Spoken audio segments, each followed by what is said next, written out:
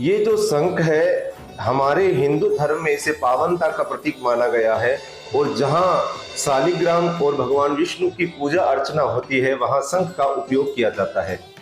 इस शंख के द्वारा भगवान का अभिषेक किया जाता है, तो इसकी बड़ी उपयोगिता है और ये पावनता का प्रतीक है, घर में सुख समृद्धि लाता है।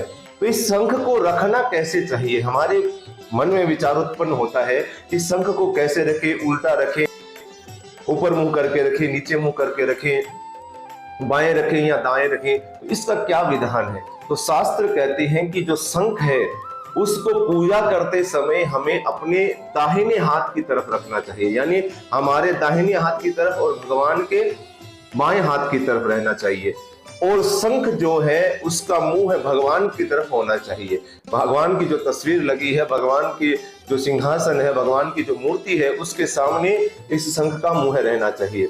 शंख को कभी खाली नहीं रखना चाहिए, शंख के अंदर हमेशा जल भर के रखना चाहिए और भगवान की पूजा अर्चना करने के बाद, आरती करने के बाद इसके अंदर जो जल होता है उस जल को लेकर थोड़ा सा छींटा अपने ऊपर डालें और पूरे घर के अंदर थोड़ा थोड़ा जल का छींटा डालने से घर की जो नकारात्मक ऊर्जा है वो समाप्त हो जाती है और घर के अंदर सुख समृद्धि और सकारात्मक ऊर्जा प्रवेश करती है। इसलिए घर के अंदर जब भी आप शंख रखें तो उसको जल से भरकर अवश्य रखें और पूजा आरती के बाद में उसके जल का छींटा अवश्य लगाएं।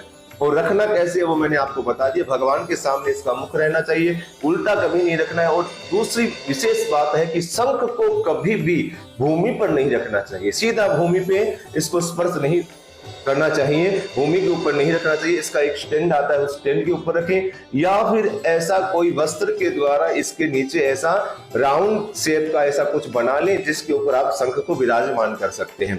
तो इस विधि से आप पूजा घर में शंख रखें। वीडियो अच्छा लगा है तो आप इसे आगे शेयर करें। जय श्री कृष्ण, जय श्री राधे, नमस्कार।